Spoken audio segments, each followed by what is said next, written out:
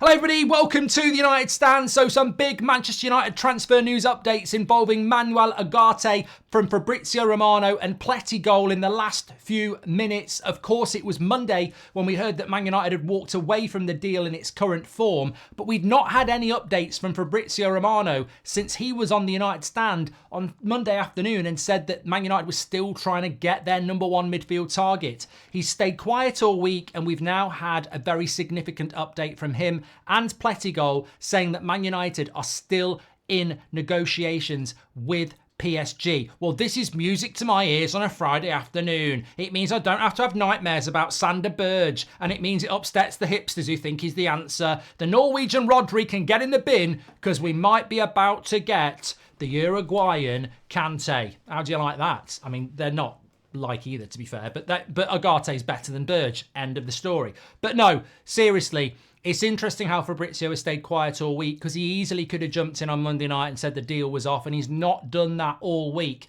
And I think there was a big hint in the United Stand show we did with Fabrizio on Monday when he said the key is George Mendes. Now, George Mendes is a super agent who was massively involved in Lenny Yoro choosing Man United over Real Madrid. He was also a massive factor in João Neves leaving Benfica for PSG, and he's also hugely involved in Ugarte. So you've got George Mendes centrally involved in lots of PSG and Manchester United transfer business. And this is what Fabrizio Romano has said. United, to close the deal with PSG for Ugarte, need to sell some players first. There's still no agreement in terms of financial package with PSG. Well, I'd like to drop a mic. I need to get a mic and drop it because, in fact, that would be a very good prop. Can we get the United Stand mic so I can drop it? I haven't got it now.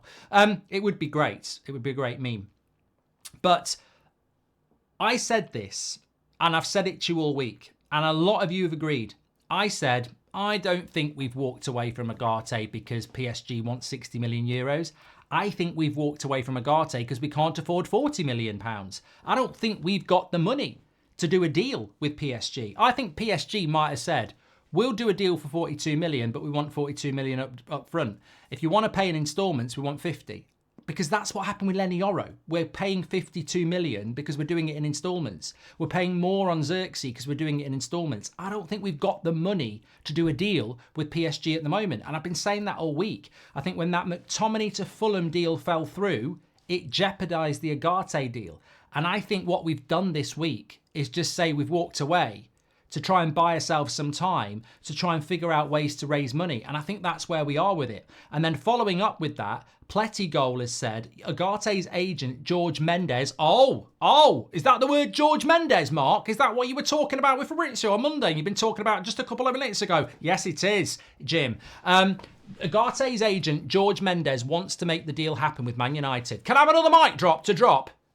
I mean, it's almost like we know what we're talking about in this community.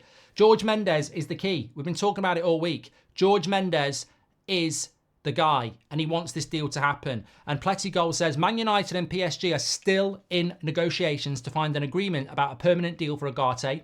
United are exploring more options for central midfield, but Ugarte deal is not 100% off at this stage. Well, yeah, bada bing, bada boom. It's Friday and it's not even the 8 o'clock show. I'm literally heading down the pub in a minute. This is coming off. I don't go down naked. This is coming off because I've been wearing it all day. Nice little polo shirt on. Down the forest, couple of pints, and then back up for the 8 o'clock show. But what a way to leave you with this story dropping. Very excited about it. I mean, you know what? It's like when I'm down the pub and the missus says it's lasagna when you get back. Or I message her and I go, any dinner? And she goes, I'm already out. You've got to sort yourself out. And I'm like, oh. Although I could get a curry, which would be nice. But Ugarte or Berge. Ugh. And you know what? Somebody sent me today a tweet I did 3 years ago in 2021, January, so 3.5 years ago, where Arsenal were looking to buy Sander Berge for 50 million. And I said, decent signing, but not for 50 million. And now apparently that means I'm a flip-flop because I don't want United to buy Sander Berge 3 years later when he's played in the Premier League and we've seen what he's all about. I mean, how many times have you said over the last 10 years, that'll be a good... I said Anthony would be a bloody good signing 2 years ago. Does that mean I'm a flip-flop because he's not a good signing? I mean, we are surrounded by morons in this world. I mean, how can you take a tweet from 3 years ago and make me be a flip-flop for saying I don't want Sander Berge 3.5 years later? I don't want him.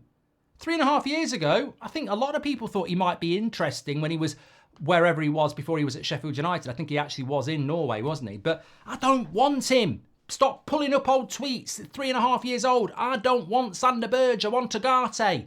He's better than Sander Berge. He's plan A, is what Ineos wants. I don't want plan D. And this is interesting that we've had this update come in because it looks like there is still a chance. It's like Dumb and Dumber. So you're telling me there's still a chance. And that will do me on a Friday as I jog down the pub for that first pint. It will. We can dream. All you need is a bit of hope. You're telling me there's a chance, that'll do. I'll deal with the rejection and failure tomorrow, or maybe in a couple of hours. But United can't do this. They can't go from Ugarte to Berge or Ugarte to Amrabat or Ugarte to Fofana. They've got to see this through the same way they've got to see De Ligt through. You can't go from De Ligt to we're keeping Lindelof and Maguire. You've got to see it through. Have to see it through. We're up against it. We're in the trenches already and we need some positivity. But I would take this as very significant that both Plettigol and Romano both clearly getting information from George Mendes that this deal isn't dead. The most significant update we've had, and certainly one that I'm looking forward to. I'm going to keep something back for the 8 o'clock show because I think this has been quite a positive transfer update. And the second bit of information I've got, I think I need like a helmet on or something like that to protect me from the tomatoes and shit that's going to get thrown at me.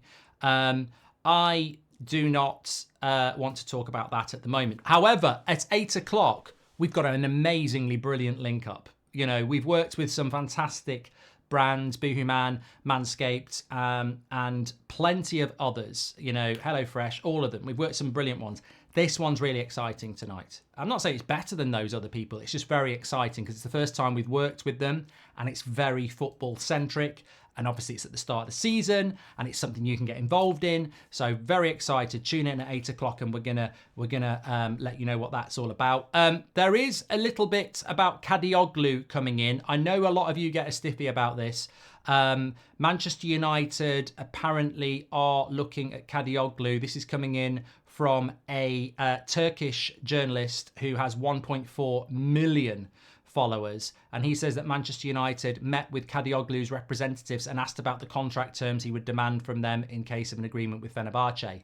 I wouldn't rule Kadioglu out. I think he's always been an interesting player, but also it feels like Friday night PR.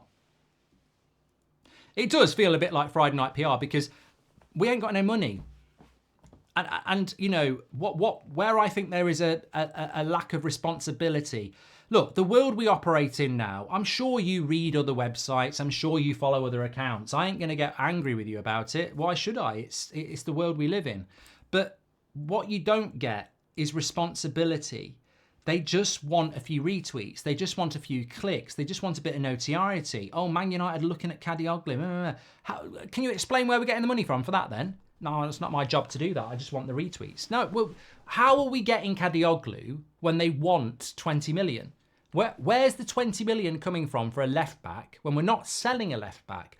Where's the 20 million coming from for Kadioglu when we can't raise the money to buy a midfielder that we actually need? Or De Ligt that we actually need? So whilst Kadioglu's an interesting one, please pray tell, where are we getting the bloody money from? Because what we've learned from this transfer window is that it's at the end of June, there was this belief that anything was possible. We're bidding for Branthwaite, we're bidding for De Ligt, we're bidding for Ugarte, we're bidding for Yoro, we're bidding for Mazraoui, we're looking at Xavi Simons. I remember those hallucinating days. They were amazing. End of June, start of July, anything was possible.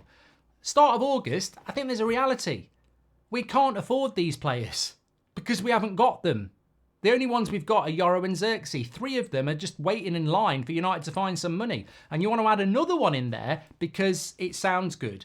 Where are we getting the money for Kadioglu? That's what I'm saying. Like, maybe we will get him, but I think we need to be realistic at the moment. This transfer window is factually worse than last season. So at the moment, when you think about Anana, Mount, Rasmus in, and Elanga, Henderson, Fred out, and Matt Amrabat on loan, that's a better summer transfer window than this right now. So at the moment, Murta and Arnold are arrow better than Ineos. And that makes me want to cry. So they've got a bit of work to do. And I think we need a bit of reality. But I am hopeful. I'm still hopeful. Maybe we can end up with Ugarte, Kadioglu, Mazraoui and De Ligt. That would be a very good position to be in. But remember, we're playing Fulham tomorrow and they ain't ready for that. I still think we need to be a bit realistic. But let's see what happens. And I'm very happy with the update from Fabrizio and also from Pletty Goal. Get your comments in. Don't miss the 8 o'clock show. You're going to love it. You're going to love it, love it, love it. And smash a like on the video. Get your comments in as usual. And I'll speak to you all in a bit. Take care.